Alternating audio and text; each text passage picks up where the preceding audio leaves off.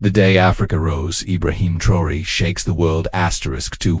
No full story, watch till the end, and if you like the video then like, share and subscribe. It began not with drums of triumph, but with silence. The silence of markets that once buzzed with trade, now emptied by sanctions.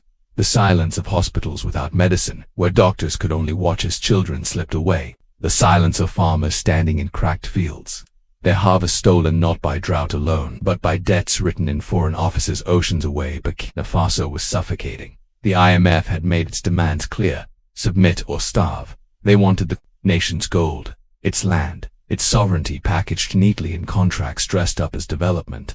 But Traoré, a captain who had risen from the dust of his people's struggles, refused. He would not kneel, and for that refusal, his people paid the price. Sanctions strangled the economy. Convoys of grain that once crossed the borders vanished. Foreign banks froze accounts. In the countryside, famine crept into homes like a thief in the night.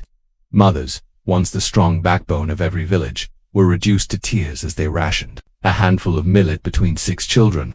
Fathers wandered restless through the markets, their dignity broken by empty stalls. The foreign media called it instability. The people called it what it was: hunger. But hunger was only the beginning. From outside, mercenaries slipped through the borders carrying guns and cash from invisible sponsors. From within, whispers of betrayal spread among the officer corps. Men who had once sworn loyalty to their captain now sharpened their knives in the dark. The message was clear: the boy cannot last. And yet, Traoré did not bend. He spoke to his people not with promises of easy miracles but with fire. We will not sell our land. We will not sell our children's future.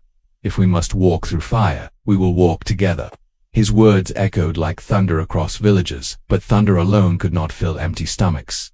The IMF tightened the screws further. Newspapers in Paris and Washington began to paint him as a dictator, a dangerous rebel, a threat to regional stability. These labels were not mistakes, they were signals, preparing the world for intervention. The noose was tightening, and then something unexpected happened. First it was Mali, then Niger. Leaders who had watched Traoré's defiance with caution began to step forward. They too had been cornered by the same hands, strangled by the same debts, mocked by the same foreign newspapers. One by one they began to whisper a forbidden thought: what if we stand together? It was a dangerous thought. The African Union had long been seen as toothless, a gathering of presidents who bowed their heads to donors in exchange for aid. But now, under the shadow of hunger and betrayal, something ancient stirred. At night, in secret rooms, discussions began. Borders, those invisible scars left by colonizers, suddenly seemed meaningless in the face of shared suffering. The drums of old Africa, the Africa that had resisted empire for centuries, began to beat once again, softly at first, then louder. The world did not see it yet. The IMF did not believe it possible.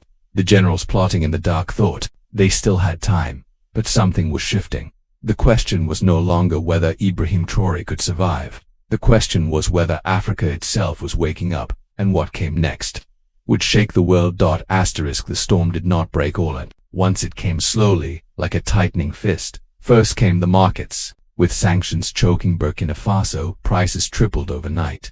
A sack of rice, once affordable to the poorest family, now cost more than a month's wage.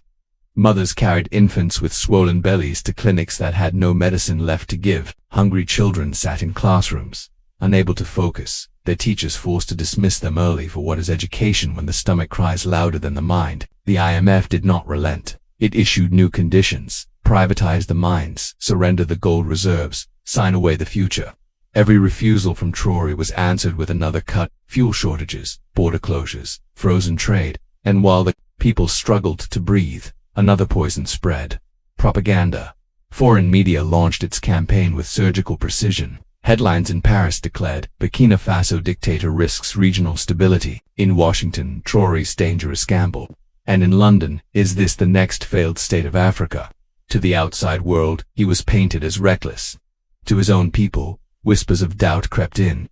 Could the captain really stand against the entire West? But the IMF and its backers underestimated something. Desperation has a way of tearing illusions apart. In the villages of Mali, elders gathered around radios listening to Traoré's speeches carried across the airwaves. His voice was young, but it carried an ancient weight. We will not surrender. If we are to die, we will die standing. Farmers in Niger repeated those words to one another as they bent over barren fields. In Chad, Students scrawled them on walls, risking arrest, but not everyone was inspired in Ouagadougou. 3 senior generals, men decorated in medals, given not by their people but by foreign allies, sharpened their knives. They had waited for this moment. To them, Traoré was not a symbol of defiance, but an obstacle to the wealth they had been promised in backroom deals. Foreign emissaries whispered in their ears, "Remove him, and the famine will end. Remove him, and you will be rewarded." And so, while the captain rallied his people in the open, betrayal was being written in the shadows. Yet beyond Burkina's borders, something extraordinary began to stir. In Addis Ababa, the seat of the African Union, murmurs turned to debates. Leaders who once sat quietly in polished conference halls found themselves faced with a question they could no longer ignore. What if Traoré is right? It was Algeria who first broke the silence. A delegate stood and declared, "If Burkina Faso falls, we all fall. The IMF will not stop here. They will come for us all." His words sent a shiver through the hall. Mali followed. Niger raised its hand. One by one, nations that had long bowed their heads began to speak, at first timidly, then louder. The chains of silence were cracking.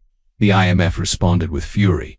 More sanctions, threats of military intervention, secret funding of rebel groups. Western diplomats made calls late into the night, warning presidents, if you side with Traoré, your aid will vanish. And so, Africa was split. Some leaders trembled and obeyed, desperate to preserve their fragile rule. Others, emboldened by Traoré's defiance, began to whisper of something unthinkable. An African Union reborn, one that did not serve foreign masters, but its own people. Meanwhile, the streets told another story.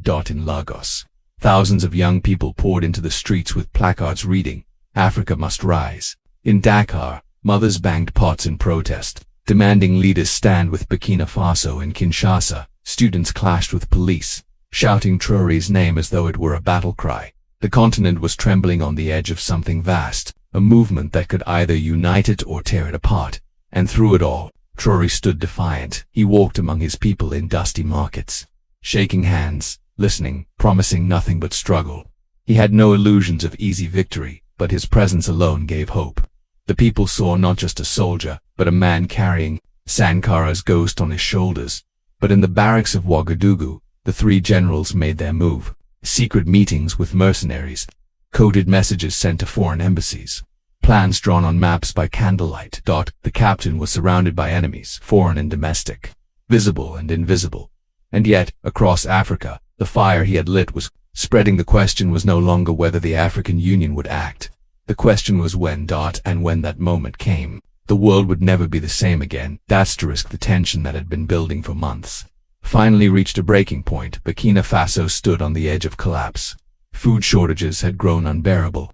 Hospitals turned away mothers clutching infants with lifeless eyes. In the markets of Ouagadougou, men who once labored proudly in the fields now begged for crumbs. Hunger was no longer just a shadow. It was everywhere. Foreign media broadcast images of starving children but twisted the narrative. Traoré has failed his people. International pundits called him reckless, naive, doomed. The IMF circled like vultures, offering the same bargain.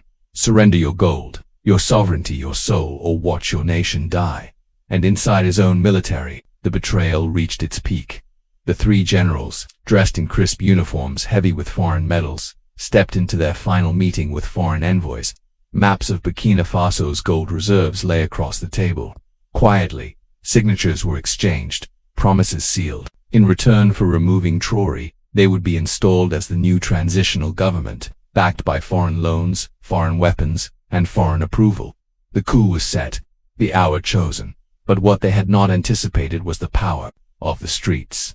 On the morning of the betrayal, tens of thousands poured into Ouagadougou, farmers who had walked for miles, students carrying banners, women with babies strapped to their backs. They carried no weapons, only a single word that echoed through the air like thunder: Africa. The generals froze. For all their plotting, they had not expected this.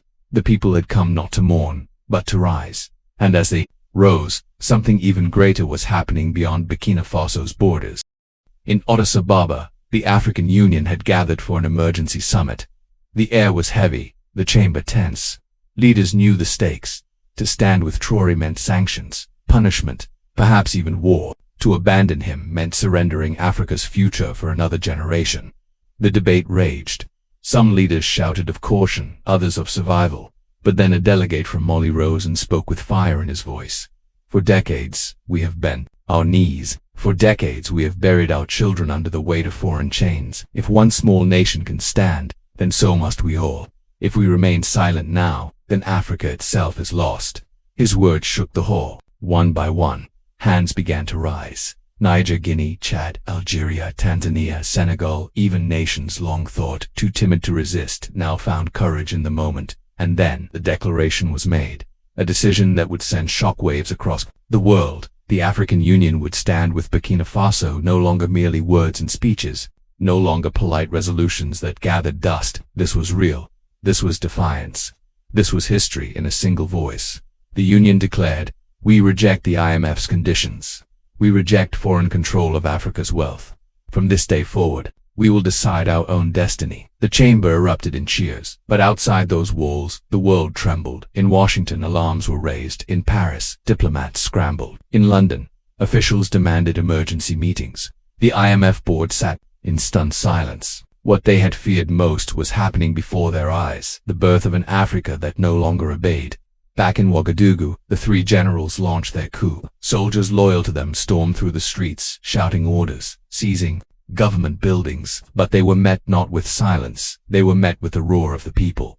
Tens of thousands filled the squares, surrounding the barracks, chanting Traoré's name. They carried nothing but courage. Yet their sheer numbers brought the city to a standstill, and in that chaos, Traoré himself emerged. He climbed onto the steps of the presidential palace, not flanked by bodyguards, but by ordinary citizens, farmers, students, mothers, children. His uniform was dusty, his face weary, but his eyes burned with defiance. He raised his fist, and in that moment, the people fell silent. His words rang out across the capital. They told us we were too weak. They told us we could not rise. But look around you. Look at Africa today. We are no longer alone. We are no longer divided. This is the day we break our chains. The crowd erupted, their voices shaking the earth. The general's soldiers, faced with a sea of unarmed people, faltered. Some lowered their weapons. Some even joined the crowd. The coup collapsed before it could begin. In just hours, the tide had turned. The betrayal was shattered, the IMF humiliated, and the African Union united. And as night fell over Burkina Faso, a continent held its breath.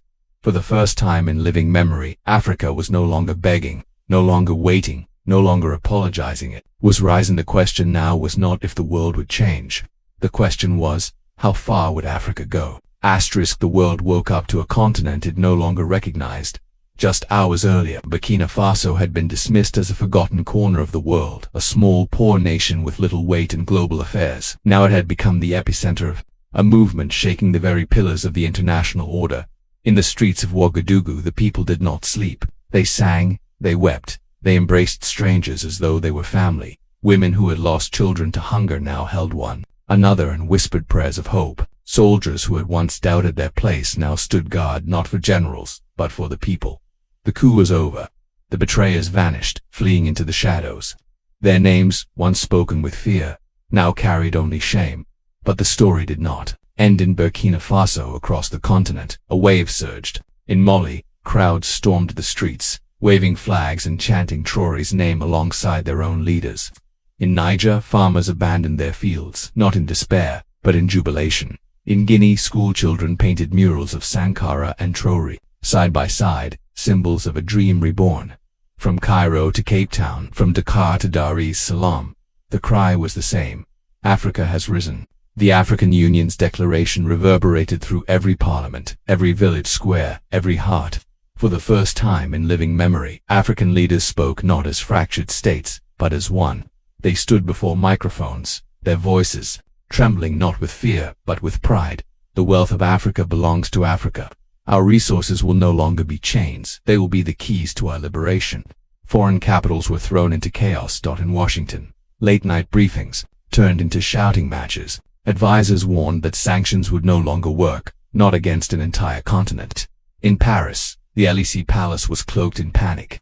Generals pored over maps, realizing that the influence France once wielded in West Africa was crumbling overnight. In London, officials muttered that the empire has truly ended, and at the IMF headquarters, silence hung like a shroud. For decades they had held Africa in a vice, dictating its policies, draining its wealth. But now, their threats rang hollow. Their bargaining chips had lost value. The African Union's unity had turned their weapons into dust. The ripple spread even further. In Latin America and Asia, in the Middle East, leaders who had long bent under the weight of Western loans watched with wide eyes. If Africa could defy, if Burkina Faso could spark a movement, then perhaps they too could rise. But amidst the global turmoil, the most powerful transformation unfolded not in boardrooms or palaces, but in the hearts of ordinary Africans. For the first time in generations, people allowed themselves to dream. A farmer in Ghana looked at his son and whispered, "You will not bow as I bowed." A mother in Sudan held her newborn and promised, "You will drink from wells we own, not wells they control." A student in Nigeria scribbled in his notebook, "The future is ours." And at the center of it all stood Ibrahim Traoré. He had not sought glory, he had not asked to be a symbol. But the weight of history now rested on his shoulders. His speeches were broadcast across the continent, his image painted on walls, his words repeated in markets and schools. Children chanted his name as though it were a song. Elders compared him to Sankara, Lumumba and Nkrumah, a flame that had nearly been extinguished, now blazing once more. Yet, even as the celebrations spread, shadows remained. The IMF was not defeated, merely wounded. The great powers were not humbled, merely delayed. Traoré knew this. He knew they would return, with sharper claws and subtler traps. But for now, victory was undeniable. Burkina Faso was no longer a pawn. Africa was no longer silent. And the world, for the first time, looked at the continent not as a land of pity, not as a resource to be plundered, but as a force that could no longer be ignored. As dawn broke over Ouagadougou, the streets still thrumming with life, Traoré stepped onto the balcony of the palace. He gazed at the horizon, his face worn yet unyielding. The people below saw him, and a cheer rose like thunder, rolling through the city, echoing into history.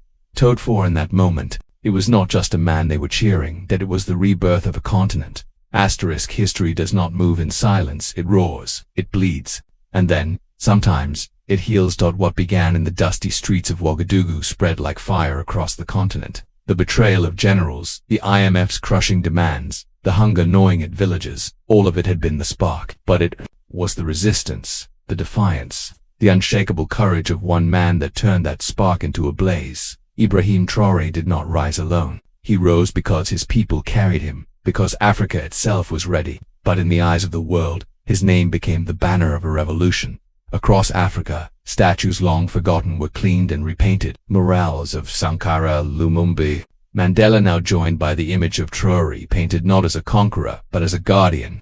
Schools renamed their halls after him. Children learned his story and lessons that once belonged only to foreign kings and colonizers. The IMF sent new envoys. They arrived with softer words, with polished promises, but they found closed doors. No leader was willing to kneel anymore. The continent had seen too much, suffered too much, lost too much to ever bend so easily again. In Europe, newspapers carried headlines of panic. Africa slips away, the new bloc of defiance. In America, think tanks warned of a new, multipolar world. And in the streets of Paris and London, young activists carried African flags, demanding that their governments at last let go. But for Africa, this was not about diplomacy or geopolitics. It was about something deeper, more sacred. Dignity. Dignity. In the markets of Accra, traders whispered, "We are no longer beggars." In the fields of Senegal, farmers declared, "Our harvest belongs to us." In the townships of South Africa, children sang, "Africa has risen." And in the silence of the Sahel, where graves marked the hunger and the wars, prayers rose for those who had not lived to see this dawn. Still, the road ahead was uncertain. Unity was fragile. The great powers were patient hunters, and history had shown before that revolutions could be stolen. Traoré knew this. His closest allies knew this. The people themselves feared it. But something irreversible had shifted. Africa had seen itself not as the world described it, but as it truly was. Vast, rich, unbreakable. And once a people see themselves clearly, they cannot be made blind again. Ibrahim Traoré, still young, still scarred by battles and betrayals, walked with the weight of this knowledge. He did not crown himself a king. He did not call himself a savior.